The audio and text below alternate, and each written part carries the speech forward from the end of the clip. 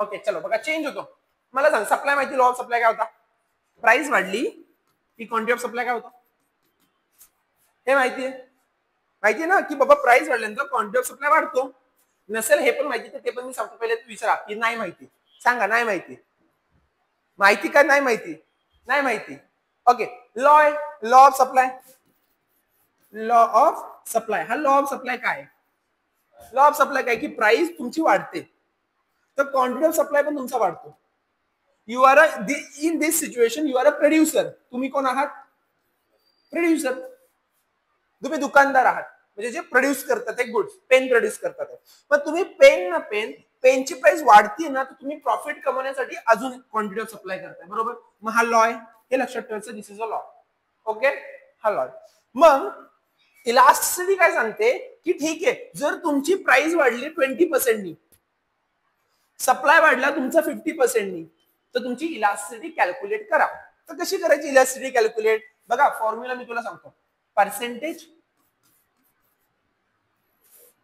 बघा, percentage change in quantity supply divided by percentage change in price. Percentage किती percent price change झाली? 20. Supply 50 supply 20% price. 1 2 1 जा 2 2 2 जा 2.5. It's ES is greater than 1. Greater than 1 आला. समजतंय? आता कळालं की इलास्टिसिटी म्हणजे की किती पर्सेंटनी सप्लाय चेंज होते. तू जर बघितलं तसं रबर हा इलास्टिक आहे. इलास्टिक जेवढा तू त्याला ताणशील तेवढा तो फोर्सने जाईल, म्हणजेच इलास्टिक आहे. इलास्टिक म्हणजे काय? Elasticity of supply. कळालं? Elasticity of supply. इलास्टिक बघ इथं आहे इलास्टिक. इलास्टिक म्हणजे वाटलंच तर लिहून घे की चेंज होतो आणि इन इलास्टिक म्हणजे चेंज होत नाही. क्लिअर? येस. ज्यांना असं वाटतं सर आमचं झालंय तरी पण एकदा लक्ष द्या. Elasticity of supply is established through quantity of relationship between supply of commodity and its price. Supply of commodity and its price.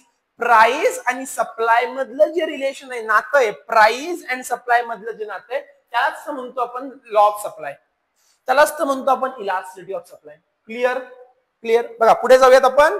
Okay hence we can express in numerical change in the supply with the change in price of commodity using the concept of elasticity.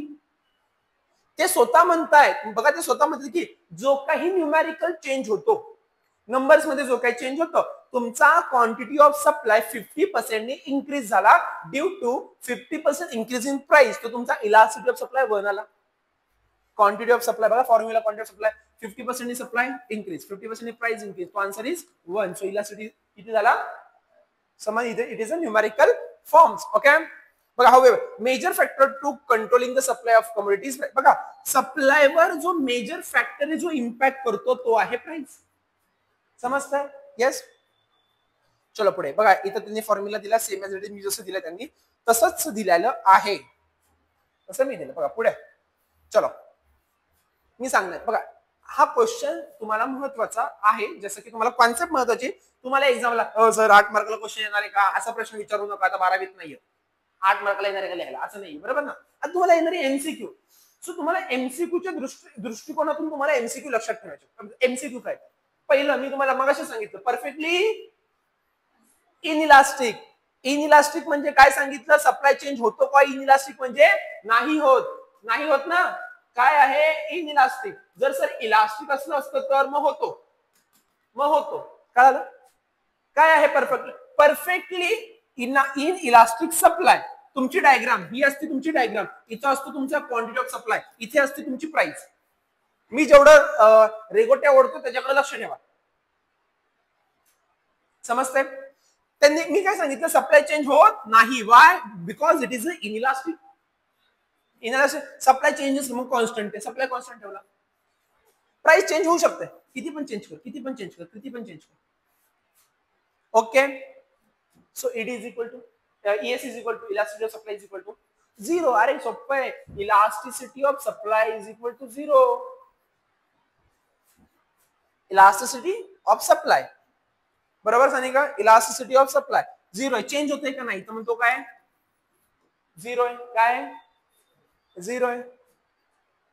You want to calculate in numerical form, so आपला formula काय, change percentage change in quantity of supply divided by percentage change in price. Quantity of supply 0 ने change झाला, price किती समजा 50 ने घेतली आपण, तो answer is anything raise to 0, answer is 0. 0 आहे ना. सो ईएस किती आला आपला 0. कळालंय, कळालंय. डायग्राम काय, हा कुठला एक्सिस आहे, हा वाय एक्सिस, हा X axis. So it is a parallel to Y axis, it is parallel to Y axis. आणि वर्टिकल की हॉरिझॉन्टल, वर्टिकल कसा असतो, पडलेला असतो का, वर्टिकल कसा आहे, हा वर्टिकल आहे. हा शेप असला असतो हॉरिझॉन्टल, पण इट इज अ वर्टिकल, बरोबर वर्टिकल आहे. मग शेप काय झाला आपला, वर्टिकल झाला आणि पॅरलर टू वाय एक्सिस झाला, पॅरलर टू वाय एक्सिस झाला. कळालंय प्रत्येकाला. जायचं पुढं, जायचं पुढे, चला पुढे जाऊ, सोपं आहे बघा, पुढे जाऊयात. सेम बघा, आता रिलेटिव्हली लेस इलास्टिक, समजून घ्या, रिलेटिव्हली लेस इलास्टिक सप्लाय. नीट लक्ष द्यायचं. बघ सानिका, इथं काय सांगितलंय, इलास्टिक म्हणजे होतो पण कमी होतो. कसा होतो, होतोय लेस इलास्टिक, बघा होतोय पण कमी होतोय ना, होतोय पण कमी होतोय म्हणजे relatively less elastic. when change in the supply is relatively less when compared to change in price, compared to change in price. म्हणजे म्हणायचंय काय त्यांना, लिहून घेतलंस तर बघा, त्यांना म्हणायचंय की प्राइस जास्त चेंज होते कंपेअर टू क्वांटिटी सप्लाय. मग आपला फॉर्म्युला टाकूयात आपण, आपला फॉर्म्युला टाकूयात बघा, कोणता आहे, percentage change in quantity supply divided by percentage change in, इथे बघा प्राइस जास्त compare to quantity of supply. Price कुठे जास्त करायचं, मी 100 घेऊ, बघा इथे घेतो प्राइस 100, क्वांटिटी ऑफ सप्लाय 50 घेतलं, कमी केली ना क्वांटिटी ऑफ सप्लाय चेंज, 51 चा 50, 52 चा आणि 1 0.5, 0.5. मग ED is ES, sorry ES is less than 1. आता आपण आपल्या डायग्राम वर जाऊया, समजतंय, कळालंय. इथे बघायचं बोर्डवर, बघा इथे बघूयात, ही एक मी डायग्राम दिली अशी आणि एक वरती दिली, तुम्ही स्वतःहून बघू शकता डायग्राम, एकदम एकदम बरोबर आली. ही काय तुमची प्राइस आहे, प्राइस आणि प्राइस जास्त वाढते की नाही, आणि क्वांटिटी ऑफ सप्लाय कमी. बाणच दिसतोय, बाण मोठा आहे, बाण छोटा आहे, समजलंय का, क्लिअर आहे का, बघा ओके. बघा पुढे, we say community is relatively okay is, बघा मी बघितलं पण नव्हतं, मी सांगितलं less than 1, ES is equal to less than 1, ES is equal to value is less than 1. तुम्हाला पण आलं पाहिजे, supply change in percentage. Okay, पुढे आता relatively, so opposite, same opposite बघा, relatively greater elasticity of supply, greater supply म्हणजे quantity of supply जास्त.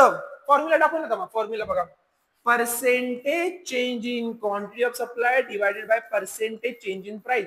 Supply जास्त, 100 सप्लाय, प्राइस किती 50, सो आन्सर इज किती आला, 51 50 52 जा, म्हणजे answer is ES is equal to 2 आला ना, म्हणजे ES इज ग्रेटर दॅन 1, बरोबर, बरोबर, ग्रेटर दॅन 1. बघा ना आता डायग्राम बघा, छोटच आहे आणि हे मोठं आहे ना, समजतंय, क्लिअर, ऑपोजिट आहे, it is a greater than 1, ES is equal to greater than 1. झालं, काही अवघड नाही, लिहून घेत जा. नोट्स, नोट तुम्ही आणला नाही ना स्टिकी नोट्स, हा ते मग काम कर ना, त्याला हळद कुंकू लावून पुसून ठेव, हळद कुंकू लावा त्याला, तो नाही आणलं का, स्टिकी नोट्स आणायच्यात तशा, आणि विथ मार्कर पाहिजे, हायलायटर, आणि फोडलंच नाही इथं. इकडे ते कशा करायच्या असतात मी तुम्हाला सांगतो, याचा यूज कसा करायचा ना मी सांगतो, ते पहिले फोडतो.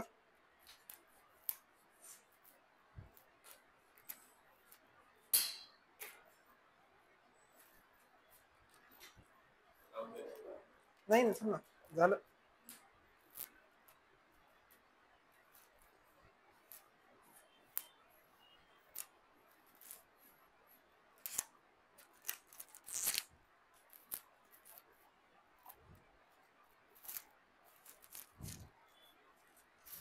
बुक दे तुझी.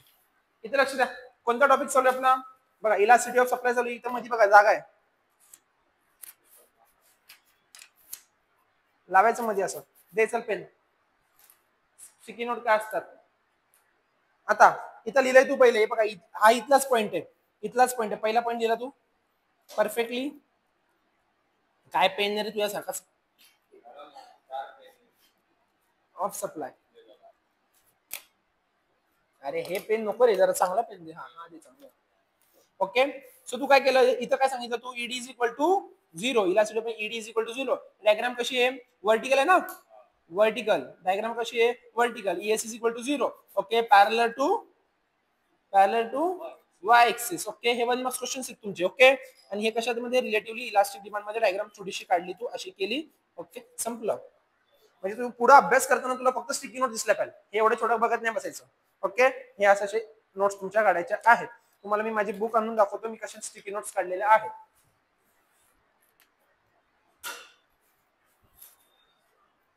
जा तू, तुझं माझे ना डिग्गी मध्ये बुक आहे ती आण.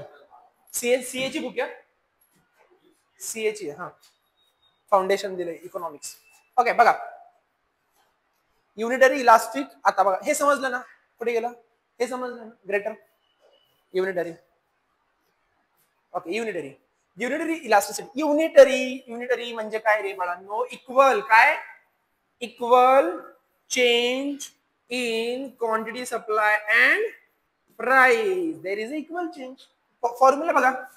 Percentage change in quantity of supply divided by percentage change in price. Quantity of supply 50, price पण किती? 50. Equal बोलो 1. So ES is equal to किती आला? 1. समजलंय का?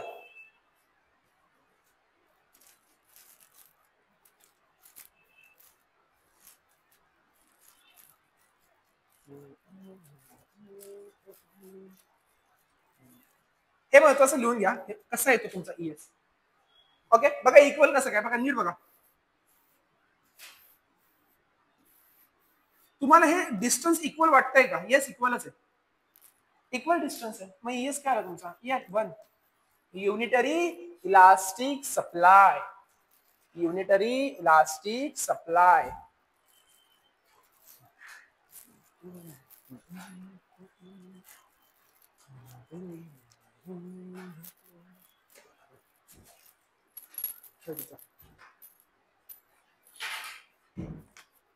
अशा करायच्या असतात तुमच्या नोट्स. ओके. माझं हे बुक आहे, मी जेव्हा होतो 12वीत, जे मी अजून पण ठेवलेलं आहे.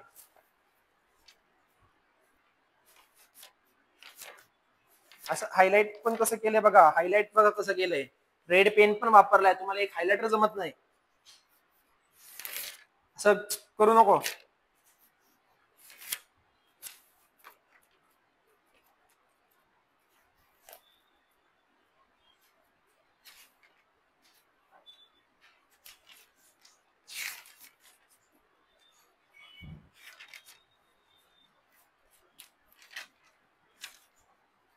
Black pen, red pen, blue pen, रंगरंगटी करण्यासाठी सगळे पेन वापरायचे.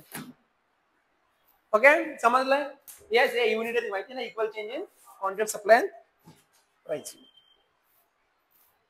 चलो 5वा रिलेटिव्हली परफेक्ट. आता ते ऑपोजिट हे झालंय ना? नाही, हे परफेक्टली मगाशी काय होतं? इनइलास्टिक. आता काय आहे? इलास्टिक आहे ना? सोबतच करा. इलास्टिक आहे म्हणजे सप्लाय चेंज होतो परफेक्टली होतो. म्हणजे बघा इथे काय आहे? इथे समजून घ्या. प्राइस कॉन्स्टंट आहे. कशी आहे? आणि quantity of supply infinite change होतो. कसा? किती होऊ शकतो चेंज? बघा. Percentage change in quantity supply divided by percentage change in price quantity of supply. Price कशी आहे? 0. क्वांटिटी ऑफ सप्लाय किती आहे? 50 समजा. इन्फायनाइट ना? आन्सर काय माहित नाही. सो आन्सर 0 ने जर डिवाइड केलं तर आन्सर काय येतो? Infinite. So ES is equal to infinite. हा कसा आहे? हा हॉरिझॉन्टल आहे. कसा आहे? हॉरिझॉन्टल. आणि parallel to to X axis बरोबर X axis parallel to X axis झाले कळाले